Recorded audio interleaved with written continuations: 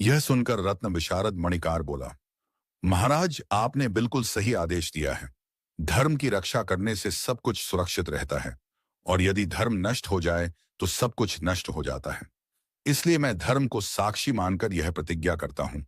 मैं अपने ज्ञान के अनुसार हर रत्न का सही मूल्य तय करूंगा।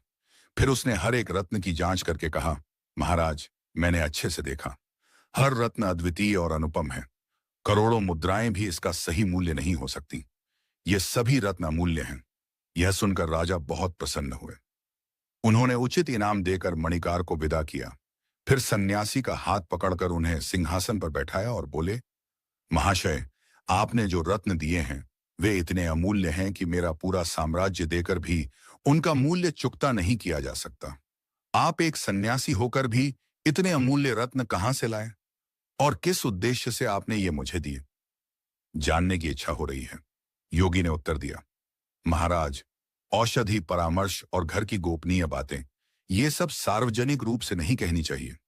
यदि अनुमति दें तो एकांत में चलकर सब कुछ बताता हूं, क्योंकि नीति शास्त्र में कहा गया है, यदि परामर्श 6 लोगों के कानों तक पहुंच जाए, ये कई अवसाद औपचारिक, तो वह गुप्त नहीं रहता और कार्य में बाधा आती है। 4 लोगों को पता हो तो वह गोपनीय रहता है और कार्य सफल होता है। और यदि केवल 2 लोगों को पता हो तो वह परामर्श ब्रह्मा तक नहीं जान सकते। यह सुनकर राजा सन्यासी को एकांत में ले गए और बोले, आपने मुझे इतने रत्न दिए, पर एक बार भी मेरे घर में भोजन नहीं किया, यहां तक कि जल भी ग्रहण नहीं किया।